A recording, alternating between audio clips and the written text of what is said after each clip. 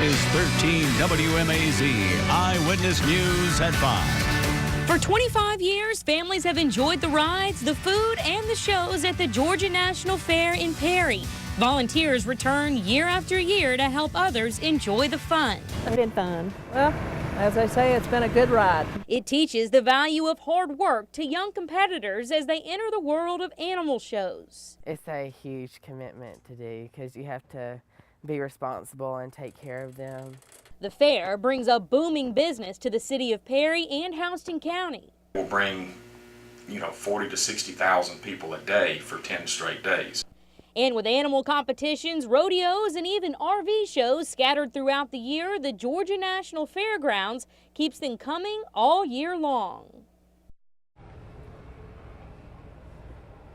Thanks so much for joining us this afternoon. I'm Laura Lynch-Jones. And I'm Portia Lake. And I'm Frank Malloy. And for the next 90 minutes, we're going to bring you 25 years of the Georgia National Fair. And we're going to tell you how the very first fair came to Perry and about a very special group of volunteers who call themselves Faircrackers. And you'll also learn what you and your family can do to enjoy this very special event. But before we get to that, here is a look at some of today's top stories. Our top story at 5, at least one airman from Robins Air Force Base is dead. 2 others are missing off the coast of Japan, washed out to sea by a powerful typhoon. The airmen were stationed temporarily at Kadena Air Base on Okinawa. The Air Force is not officially releasing the names of the airmen, while family members are notified. Search and rescue teams looked for the men Sunday night and Monday, but called off the search at nightfall. It is now just before dawn Tuesday morning in Okinawa, and crews are expected to resume that search today. Reports from the area claim the men were taking pictures of the high waves caused by Typhoon Fanfone. The outer bands of Typhoon Fanfone approached Japan's coastline Friday and began to lose strength. By midday Sunday afternoon, Okinawa time, when the airmen are reported to have gone missing, they were likely under a mostly sunny sky with no rainfall. But the waves were still very strong due to the size of the storm. The typhoon came ashore shortly after 8 a.m. Monday Japan time, much further north of Okinawa. Authorities on the island nation advised more than 2 million people to evacuate ahead of that storm. Again, though the base has not officially released the names of those airmen yet, we have new information on the identity of one. Anita O was out in the community today. She joins us now with more. That's right, Frank. One of the missing airmen is 27-year-old Joshua Schoenhoff. That's according to his pastor, Andy Hook. Schoenhoff's family attends Shirley Hills Baptist Church in Warner Robins. We know he's a Staff Sergeant E5 who works in aircraft maintenance with J-Stars. He's originally from Missouri, and Cook tells us the Air Force notified his wife Jessica yesterday afternoon. He says the family was told a group of airmen were walking along the beach in Okinawa taking photos. When one fell in, 2 or 3 others jumped in to save him. Schoenhoff's family have 2 school-aged kids. Cook calls Schoenhoff a man of character. Well, Josh was a quiet, unassuming young man, but a very hard worker too, very patriotic. There's a trophy in his house that he received for being the Airman of the Year in his particular unit for his particular work.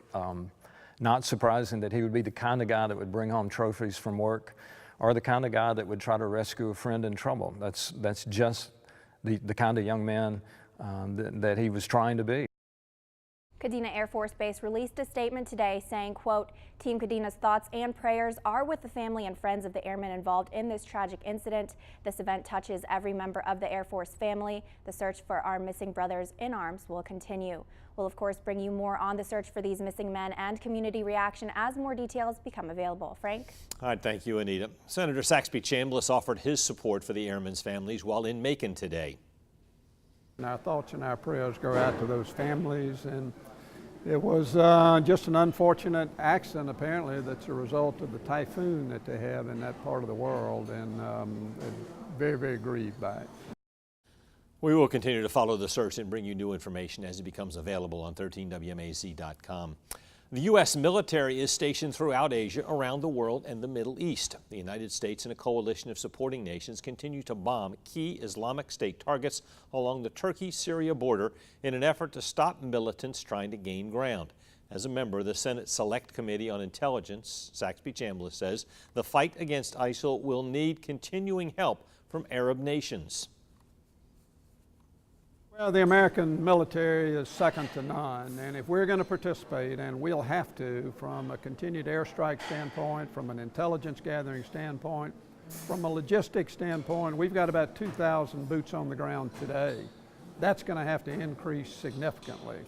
We can provide the leadership and we can provide logistics and intelligence without putting the majority of the boots on the ground. That needs to be done by Arab countries.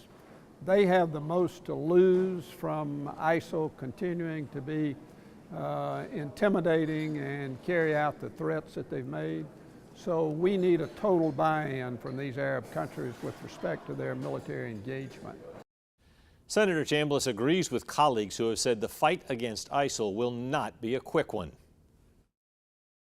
Leon Panetta, the former director of the CIA, former Secretary of Defense under this president, has said in the last couple of days and over the last couple of weeks that this is going to be a 30-year war. Newt Gingrich made a statement in a meeting I was in the other day, it could be a 50-year war. And what they mean by that is that simply taking ISIL head on and defeating ISIL is not going to defeat terrorism. As long as we've got countries that are educating their children growing up to be jihadists, to be anti-American, and to carry out attacks against Americans, that's going to continue. As long as we see unemployment in these Arab nations of 25% plus, there's going to be fertile ground for the terrorist community that is well funded and well led to come in and engage those young people. And that is why Chambliss says there needs to be improvement in the world's economy. Coming up on Eyewitness News at 11, we'll hear what Senator Chambliss has to say about ISIL's beheadings that they've shown. 25 years ago this week, the Georgia National Fair made its debut at the fairgrounds in Perry. Since then, millions of people have passed through the gates looking for some family fun. For more on the history of the fair and what you can enjoy this year, we join Laura and Portia live in Perry. Hey Frank, you know, with all this talk about our military, there is no community that's more supportive of our military than Houston County, Perry, and all of the surrounding communities here. It's actually Patriotic Day here at the fair, where all military members can come into the fair with their military ID, and that military member plus their immediate family can get into the fair for free. That's right. It's a very special day to honor our veterans, and it's also Braves alumni meet and greet today. We've got some very excited veterans and some fans out here bringing their items to be signed by Javi Lopez, and that's until 7 o'clock. Yeah, you remember him from the World Series team back in the 90s, Javier Lopez. Ben is here with us this afternoon. He's going to be interviewing Javi, and he brought a special memento that he wants to get signed this afternoon. That's a beautiful shot there with all those American flags waving in the background. It's a great day to be out the fair. The weather is perfect. Everybody's enjoying the exhibits inside, and they've got some great things going on outside. The children are enjoying all the rides. It's really a great day to be at the fair. All right, a great day to be here. If you're not here, you should come on out and see us. Still now, have time. That's right. The first Georgia National Fair started in 1990. That was after 7 years of both city and state leaders working together to bring the fairgrounds to Perry. And now we're going to introduce you to a man whose hard work would not have made the past 25 years possible. And without his contributions, there'd be no Georgia National Fairgrounds or Agri Center. Larry Walker says he first saw the need for a national fair in Georgia in 1983 during a trip to a hog show in Macon. We had 100 children at least with their hogs, had 2 faucets to wash them. It was dusty and dirty, and there was a judge there from Oklahoma, and I said I was ashamed of it. From those words, the Georgia National Fair was born. Representative Henry L. Reeves then called a meeting of youth, civic, and political leaders, including Walker, who was Perry's state representative.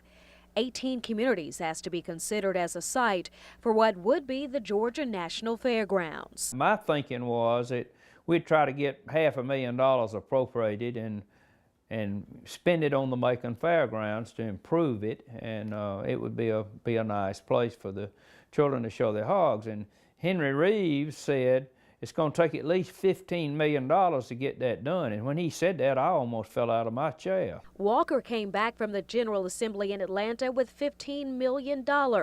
He really needed $10 million more. People had told me in Atlanta that were not for the project, that it was going to be a white elephant, And I said, oh no, it's not going to be a white elephant, it's going to do really good. Well, I was like the little boy whistling in the graveyard. I was hoping it was going to be really good. And it was really good. When the first fair opened, I went out to the US 41 just to see if anybody at all was coming, and I went out to the interstate and looked, and much to my surprise, there were a lot of people coming, and actually the fair has exceeded all expectations. Walker boasts that attendance at the Georgia National Fairgrounds is about 900,000 a year. But he points out the fair also serves as a place to showcase Georgia's agriculture and agribusiness and to promote the agricultural achievements of Georgia's young people. Walker was a guiding force from the very beginning. I was the man that was trying to get the money, had to keep the money in the budget. We knew what we needed, but I was in a position to help do that, and we were successful in doing that. That the fair is. It has been a tremendous success. In fact, last year's economic impact of the Georgia National Fair was very far and wide. Last year's estimated impact was more than $70 million. That's based on each person that come through the gates spending $86 per day. And coming many out to the people fair. spend more than that. Absolutely, they have lots it's of easy great to. things to so buy. much good stuff here. Now, when the gates opened for that very first fair in 1990, would you believe, Laura, admission was $3 to get in. That's quite a deal, and more than 270,000 folks came through the gate that first year. Here's a look back at the inaugural fair and some events from all the fairs that would follow. In the beginning, the interstate signs blared and the commercials screamed. It's the first Georgia National Fair, October 5th through 13th, Perry, Georgia. It's the greatest value for $3 you'll find anywhere. Through some interesting advertising pitches, they beckon people to a 628-acre patch of land, inviting them to the spectacle of the first Georgia National Fair.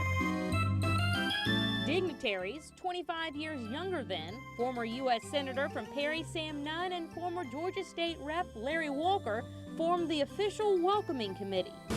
As the smells of cholesterol and calorie-packed food You worry about any of that? No. wafted over the fairgrounds, our reporter making some keen observations. Is probably not the best for a healthy diet. Not a bit's changed from the menu since then, except maybe a larger smorgasbord of offerings. That goes for the rides, games, and entertainment too. Lee Greenwood of God Bless the USA fame and country music star Tanya Tucker headlined Robinson's Racing Pigs. Robinson's Racing Pigs. Robinson's Racing Pigs appeared for the first time and continued to squeak out wins around the track every year since.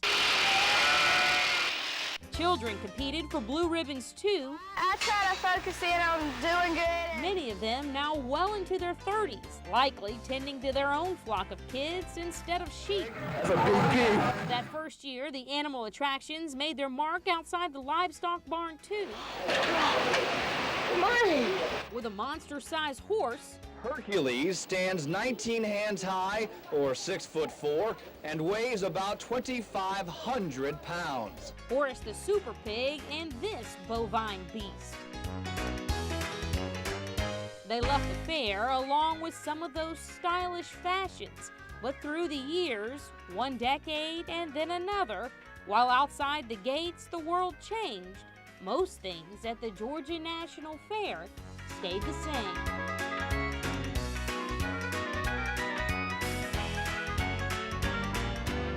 Now, an interesting note here, of course, everybody knows about the clock tower, It's very famous at the famous. fairgrounds. That first year, there actually was no clock on the clock tower. Because money actually ran short during the building process, so they delayed adding the actual clock until the following year. That's hard to explain why a Very clock tower has no interesting. clock. All right, a lot about the fair always depends on the weather. And of course, Ben Jones joining us now. The weather was fantastic this weekend. Oh, it was perfect. So they said that the numbers were up from last year, over about 6% up from last year, just because the weather was so And we great. figured it would be. I mean, after Friday, you had the rain and clouds and all that mess. And I mean, we knew that the coolest stuff we'd seen all season was coming in for Saturday and Sunday. Little tidbit, that first year, when there was no clock on that tower, it was a sundial. and it was only on one You're side. making that up. Okay. It would have worked, Yeah, too. yeah. It was We see right through It you. was only on the top, though. You had to be in an airplane to see it. Here's what's going on for tonight. It looks like it's going to be perfect. We're enjoying beautiful stuff out here now, and we will be looking at low 50s as we go on into tonight. Another cool one, a light breeze.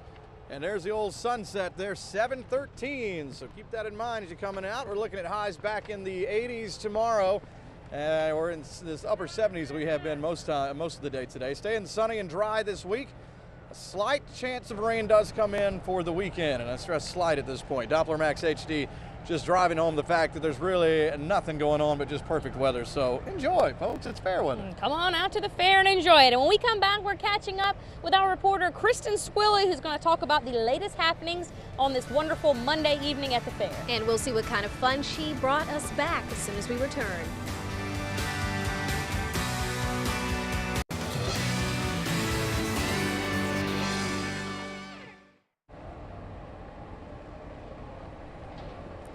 Welcome back. Now, if you're a family on a budget, we want you to know that there are so many things that you and your family members can enjoy here for free for just the cost of admission. Absolutely. Our Kristen Swilley is roaming the fairgrounds. She's finding some of those things that you can check out on a budget. Kristen, what'd you find out there? Guys, I am live from the part of the Georgia National Fair where we all belong, and that's the circus. I just sat in on an amazing show, and everything from high-flying cast to a quick change routine, and I'm joined now by three amazing people. First up, our ringmaster, Billy Martin. Billy, tell us, we have so many new attractions and rides every year at the Georgia National Fair. Why do people keep coming back to the circus? Oh my goodness, because the circus is family fun. Families can come and enjoy the circus together. There's something for every member of the family, especially at this special 25th anniversary edition of the Royal Hannaford Circus here at the Georgia National Fair. You mentioned the aerial stars, the quick change artists, the performing camels, the house cats, the juggler is amazing, and also my friends here. One of the world's finest clowns and comedians, Grandma and Tina Miser, our human arrow. Which one do you All right. think is Grandma? It's definitely it was not tough at all. So tell me, describe your act for me, because it's so cool. It's kind of like in the middle of everything else that's going on. This cool little relationship with the ringmaster. Describe that to me. In one word, ridiculous. And it seems to resonate with the lovely audiences here in Perry. The audiences here are so nice, and I've never been here before. It is so much fun. I do a musical act. I interrupt the ringmaster, Mr. Martin, and basically wreak havoc. It's definitely a lot of fun to watch. And then you are a human arrow. You had me holding my breath the whole time. I was standing behind, filming you from behind the net. And I'm like, oh goodness, please let this work. Okay, so tell me what that act is like. I get shot from a crossbow across the arena, a little over 70 feet. And the audience has never seen anything like this here in Perry, so you got to come down and see it. All right, thank you guys so much. I appreciate so much of your time. The next show is at 6 o'clock. You've still got plenty of time to get down here and see it. And I'm going to definitely stick around for another show if I can. But for now, we are live in Perry. Kristen Swilley, 13 WMAZ, Eyewitness News. Back to you guys.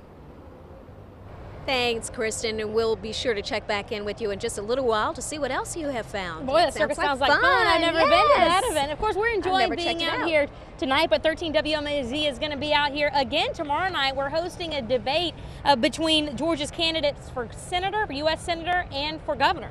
And then we're going to have a debate among the candidates for governor with Democrat Jason Carter, Republican incumbent Nathan Deal, and Libertarian Andrew Hunt. It all starts at Reeves Arena at 7 o'clock. No extra cost for the debate, just the regular price of admissions. Now, candidates of both those major state races plan to be here. And of course, we're going to replay those debates later on this month. Absolutely right. All right, great weather out here tonight.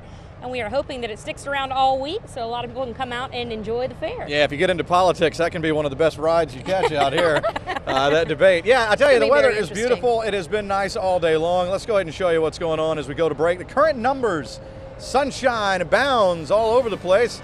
And there's a look at the clock tower, 80, right on average today, 43, and my goodness, it was 37 yesterday morning. The almanac from today, yeah, well, it was a perfect one, and we'll show that to you. We're going to come back to 7-day. That is next.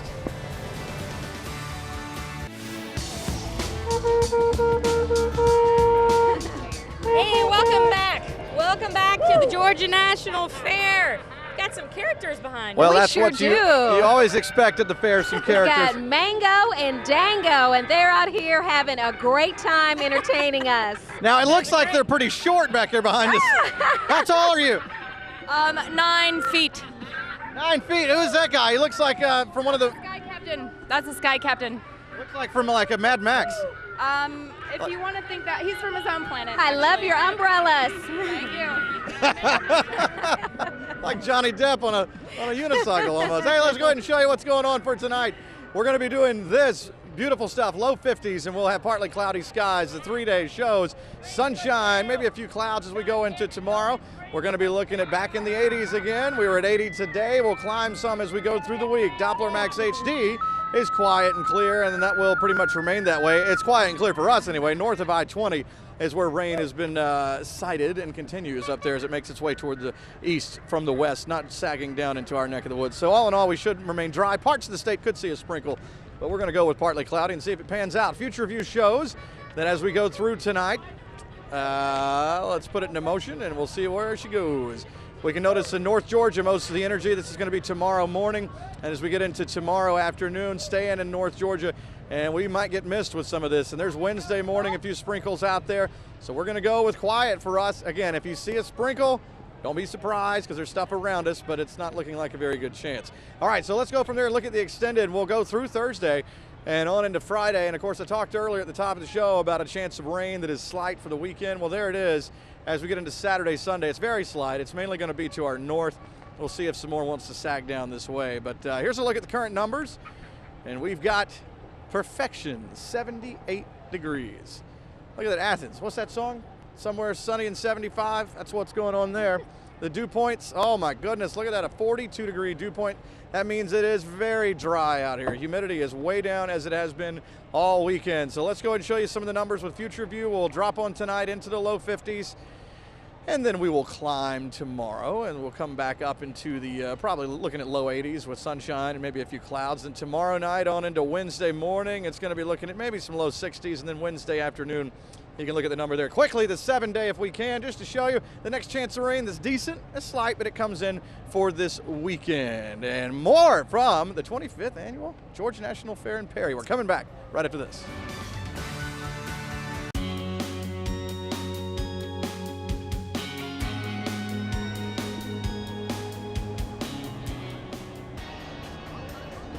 Welcome back. There's some important folks here at the Georgia National Fair. They're volunteers that you may not know about, and they're called the Firecrackers. They help out wherever needed. The Firecrackers. And Elise Brown introduces us to these two very, very special friends who have been helping out for 25 years. Some ladies at the Georgia National Fairground never know who or what they'll run into. Meet the Firecrackers, not to be confused with... We do get called firecrackers, which is okay because we're a hot group. Best buds Virginia Gay and Bessie Dukes have kept that fire going for 25 years, helping out during the fair and all year long. We've gotten in more trouble than we should have, but we keep bailing each other out. Virginia and I were our clown one year. They even started a fair tradition, putting pins on their vests that they received as gifts or bought themselves. This is our very first vest that we had, tied on the side. So if you were big, little, whatever, it fits you. Both are full of kooky festival stories. I don't think we can tell some of these fun stories. However, Gay isn't afraid to talk about her fairy tale kiss. The frog. I was hoping he'd turn into a prince, but he just stayed a frog. They would line up the frogs, and the frogs would jump to the finish line, and my frog won. But you don't have to be an amphibian to meet the Firecrackers. I tell everybody to come to the circus because I'm the trapeze lady. It's been fun. Well, as they say, it's been a good ride. One that they don't plan to get off of anytime soon. Elise Brown, 13 WMAZ Eyewitness News. Folks do a great job every year. Now, those volunteers have to volunteer at least 24 hours every year before the fair starts. And that's a very important job. Absolutely. It's a very important job, and there are 3 other volunteers who have been with the fair since the fair started. The firecrackers. I called them the firecrackers, which I think firecrackers is appropriate. Yeah, it's appropriate in this case. Now, the fair showcases all kinds of animals, not just sea lions, pigs, cows, even goats might come to mind. But for one very special, very lucky kid, it's his rabbits that bring home those blue ribbons. Carly Barnett learned more about the rabbits and how he prepares for competitions. Because I love animals and just anything about them. Ryan McDuffie is only 13, but he's a seasoned pro when it comes to rabbit showmanship. It's really good. 3 years ago, his 6th grade teacher told him about the opportunity. Once I saw the pictures of the rabbits, I was hooked, and they're so sweet. And once you get, you can't cuddle with a pig. One bunny, Dr. Love, Gypsy, Cecilia, Rampage, Carmela, eventually grew to 19. and Pandemonium. He has 2 breeds, the Holland Lop and the Mini Lop. Come here, sweetie. Now he has not 1, not 2, but 5 grand champions in his herd. Some are real stars. This is Brad Pitt. He's a broken blue Mini Lop. When we got Brad Pitt, we just had to name her Angelina Jolie. There's a lot of work to get them show ready, starting weeks ahead of time. You have to brush them and clip their nails and make sure their tattoo's not faded. You'll know which one's yours. Ryan feeds them a special supplement diet twice a day. Surprisingly, no carrots. Cheerios in her food, multigrain Cheerios to get them more flesh on them, and they love them. Then it's time to strike a pose. Holland Lops have to pose with their chest up for judging, and Mini Lops pose with their head down.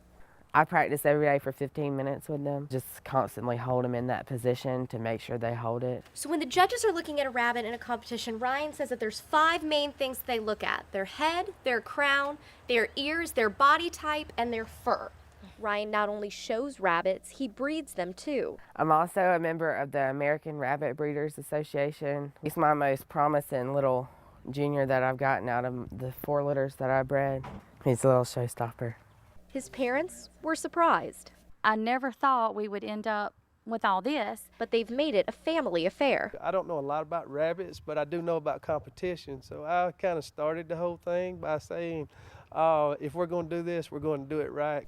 And say Ryan has proved he can handle the responsibility. I said, well, we're not going to South Carolina to get this rabbit.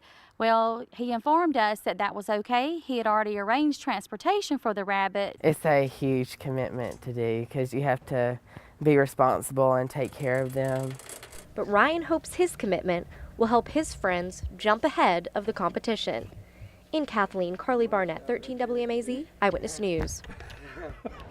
Now, this was Ryan's 3rd time in the competition, and he brought a total of 9 rabbits to that competition. They are so cute, and he did win 2 Best of Breed awards, so congratulations. Congratulations, that's to him. quite a feat. Yep, so cute. All right, one of the best things about the fair is the food, and it's even better when it's Georgia. Congratulations. Congratulations, that's to him. quite a feat. Yep, so cute. All right, one of the best things about the fair is the food, and it's even better when it's Georgia grown. And we're going to see how one farm prepped for the fair when we come back.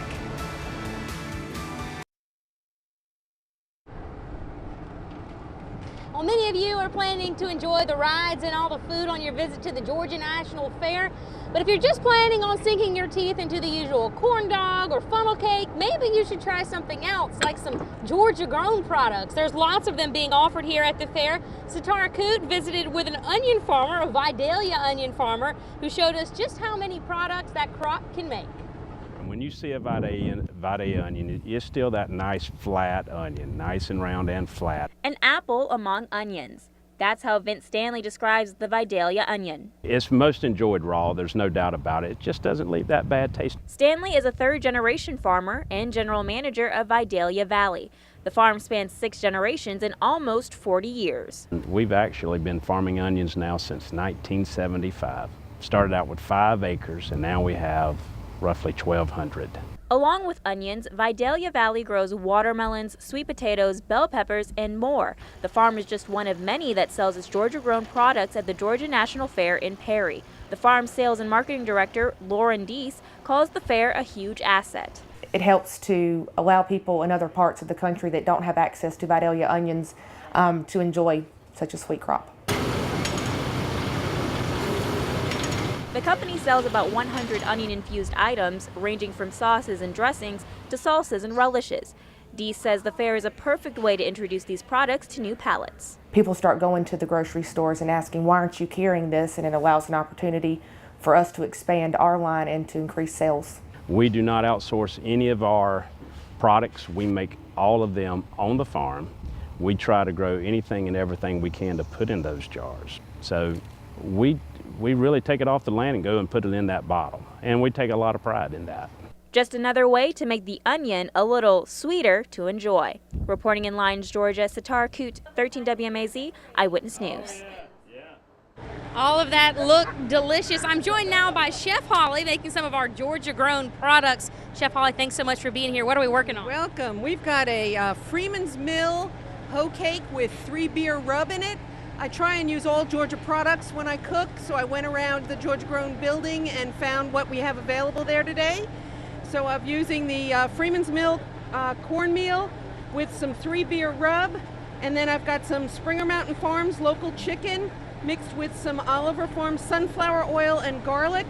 And then at the end, I mix it with Abby J's black bean salsa and serve it on top of the hoe cake. That sounds fantastic. Let's get to it. What's the first step here? Okay, we're going to add a cup of buttermilk and an egg to a cup of the Freeman's Mill cornmeal, and it's self-rising cornmeal. It does not have any flour in it, so this is naturally gluten-free. And we're going to add a tablespoon of the 3-beer rub in that. Mmm. Yum, huh? I already see what the finished product over here looks like, so I'm thinking, so how long does this recipe take to make? 10 minutes. Okay, so what's so special about Georgia-grown products? They're local. We're supporting our local economy. They travel less distance so that they're fresh, and we have less of an impact on nature and use less fuel. And they just taste good. And they taste good. All right, so what are we doing now? We've mixed that up. We mixed it up. I'm going to put a little bit of the sunflower oil in a skillet. What kind of heat are we cooking that over? We're cooking on gas. We turn it on high, or do we? Keep it on about medium to medium high. Okay. We'll let that get hot. Now, did you marinate the chicken in anything, or we just chicken in some garlic, fresh garlic, and a quarter of a cup of the sunflower oil.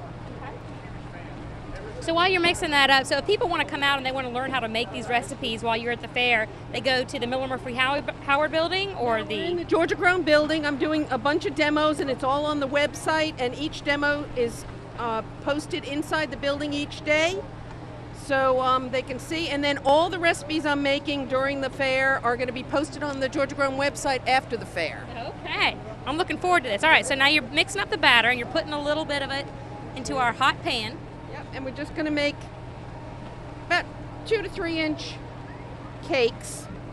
Looks like grit cakes. Yeah, they very similar. If grits were ground finer, that's what it would be. I'm a Southern girl, so anytime I think anything looks like cheese grits, it makes my mouth water. And then we've got our chicken just chopped up fine, and that would also be sautéed until it's done, mixed with the black bean salsa, and then we end up with this finished product.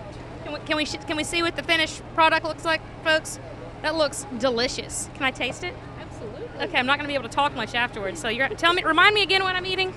This is a Freeman's Mill hoe cake with 3-beer rub with Springer Mountain Farms chicken and black bean salsa. Can you pass me a napkin? Stay with us. We'll be right back, and I'm going to clean up. Here we are at the fair with Javi Lopez, but of course, former Atlanta Brave. I've been holding this for 19 years, the cover of the Macon Telegraph that day on Chop of the World. And if we look down at the bottom, I got him to sign it. There he is, the bottom of the pile. Dude, how many people did you have on you? Oh my God, I have no idea, but can you breathe under a pile like that? That celebration. That's all I can say. I want to ask you, now you survived a lot of celebrations. What was being an Atlanta Brave during the craziest stretch of their history? What was that like? Well, I didn't know any better because I played 11 years with the Braves. And once I went to the Orioles is when I realized how good of a team the Braves were, how good of a manager Bobby Cox was, Yeah. and how fortunate I was by playing with the Braves all those years. Speaking of Orioles, they're in postseason right now, which is Oh, wild. and I'm rooting for them. Big What time. was it like? Now, you talk about worst to first. I mean, it took over the city, it took over the state, it took over the Southeast. I mean, can you put it into words? Well, remember, there was no teams, any major league teams around, this whole area in the South. Only the Marlins are the closest one, right? Cincinnati. So we got a lot of state that there were Braves fans. Uh-huh. And having, the whole 90s winning the division every year. Unfortunately, we only won one 95. Right. But like I always tell people, it's a lot harder to win a series of 162 games than a playoff of 7 games. So right. people don't realize it's a marathon. It's a long, long season. It's like, for example, now the Royals, they were almost eliminated with Oakland, and now they swept the yeah the Angels. It's funny you say that. They're ready to go to the World Series. What do you think about that 1-game playoff? Isn't that crazy to you? I mean, you work 162 games and you're out in 1 game. Well, but again, you only work good for the wild card team. You know? I think it's kind of fair because you didn't win your division anyway. A lot of wild card teams, they end up winning the World Series. So we got to weed it out. When I was playing, there was no wild card, so that didn't exist. Now they got an opportunity to at least get a chance to it was just be East in and the West and win. And now they put them another wild card team to battle for 1 game. That's amazing. It really is. You got all that. It is unfair, but at the same time, it makes it more. It is what it is. It's more opportunity for team that getting close. All right. To win the division. We got maybe 10 seconds. What's next for Javi Lopez? What are you going to do? You're a well, young right man. Now, right now I have 4 kids. I play a little golf. I help the Brave every once in a while. I go to spring training every year, help out the coaching staff. And I don't know. Someday I would like to coach. I would love to see you coach. I would love to see you. I think you'd be a fantastic coach. Javi Lopez, folks, you're going to be here until 7. Yeah, right, this tent. That's right over here. Look for the baseball right there, and you can get stuff signed from him. Ryan Klesko here Wednesday from 5 to 7 as well. We're coming back. Thank you, sir. It has been an honor. We're back after this. Welcome back. We're rejoining Kristen Swilley, who's been wandering our fairgrounds this afternoon. I believe she's found some furry friends. She has, and it sounds like she's having lots of fun out there. Now, one of the things we mentioned was a lot of the free things and things for children to do. So Kristen is going to tell us about what's happening with the sea lions. Kristen. That's right, guys. We are here live at the Georgia National Fair, joined by my 2 new friends, Kitty and Stella, who are so cute. They're both rescues, and of course, they're both sea lions. They have a really cool 20-minute show where they do some classic, ball balancing, some ring tosses. They'll even high-five you if you have a little bit of patience. And Stella here is super friendly. Hey, Stella girl. So friendly, so sweet, and they will actually, of course, pose for a picture with you right now, which is what they think they're doing. That's why they keep on pulling me back over here. But this is a free show. The only thing that does cost any money is getting a picture with these guys, and let me tell you, it's definitely worth it. I think Kitty's over me, so I'm going to go ahead and send it back to you guys. For now, we are live at the Sea Lion Splash. Kristen Swilley, 13 WMAZ, Eyewitness News. That sure looks like a lot of fun. I'm going to have to take a trip by there myself. I am jealous. Love So those cuddly. guys. Stay with us much more when we come back. Stay tuned. Every year, the Georgia National Fair hosts the fun, the food, the rides, everything you know about, but it's also where they host the 4-H competitions for Georgia youth. And those are always lots of fun, not only to take part in, but to watch as well. And Anita O introduces us to 2 young chefs who show us how they're cooking up what they hope to be a winning recipe. Good. I just gotta do this and then flip it over and do the other side. At the Voracek home, the menu can be mixed. There was duck, there was deer, squirrel, gator. This time, 2 chefs are tackling venison with mashed potatoes. Homeschooling for much of their lives taught them to work past divides and to blend instead. So in the kitchen, they move as a unit. Your water's boiling, I think. It's a practice run for October's Wild Game Dish competition. We've always hunted for a long time, and it seemed like something that would be in our element. They don't quite follow recipes. Eye it. But that's worked for Anna and Katie Voracek, who regularly compete in the fair's 4-H competitions. This is my 8th year since I started in 5th grade. A little seasoning and a lot of confidence later. I was a very shy, introverted person. The idea of it terrified me, and I wasn't sure that I would be able to pull through and be able to continue doing competitions. It's been the recipe for their success. The judges come by and speak to you and ask you what you're doing, and you have to be able to be confident enough in what you're doing. And the one thing these two sisters know is that they work better together. In high pressure situations, we kind of can read each other's minds. And that bond, we do almost everything together, could just be the secret ingredient that brings home a rainbow of ribbons. In Byron, and I'm gonna put the cheese in last, right? Yeah. Anita O, 13 WMAZ, Eyewitness News. Katie and Anna placed 8th this year in the cook-off, and Anna even won the senior division, and she won for the decorated agriculture rosette for the 2nd year in a row. So that's a pretty impressive accomplishment for such a young lady. Good job, girls. There's also other family competitions. There's the homemade ice cream making competition, as well as the family pumpkin decorating competition. I know I need a few lessons in that, to decorating my pumpkin for my home. Well, one person who is good at that is Ben. Wow. He always I'm good does. at decorating? You're good at decorating too, but you always do our pumpkins. Oh yeah, I do the pumpkin thing. Yeah, I like to carve, and it's the same jagged teeth every time with the triangle eyes and but all you've that. Perfected it after I many have. years I put, of getting I make the pumpkin. ears, and we stick them on with toothpicks and all that. Javi Lopez was sitting up here a minute ago. Ben got an early Christmas present by having Javi Lopez here. That's pretty exciting. That is exciting because all during those 90s, man, I looked at it, I was like, man, that's amazing. You know what else is exciting? What? We have a really cool shot of the agrilift back there. We do? Yeah. I'm told that we can take it if I talk about it. Oh, Oh, what do now we have, it's the a Ferris wheel. Can we see it? Yeah. Does it look good back there? There it is. Ooh. And we're also in our Skycam shot that we normally take too. We're all over the place. We're in cameras. Well, you know, it is tonight, the perfect night for riding. It is. On the agrilift and the Ferris wheel. Or anything, yeah. We're talking about cool stuff, a little bit of a breeze, and we'll be looking at 50s as we get on into tomorrow morning, low 50s. And there is the 7-day, low 80s tomorrow, mid 80s on Wednesday, Thursday, Friday. That's a good looking stretch. We'll have a few clouds around tomorrow into Wednesday with rain around us, but it looks like things are going to be fine, and we're going to have a slight chance of rain coming in for the weekend, though. All right, that wraps it up for this special edition of Eyewitness News at 5. Thanks for joining us from the Georgia National Fair. And we'll have more local news and weather in just 2 minutes.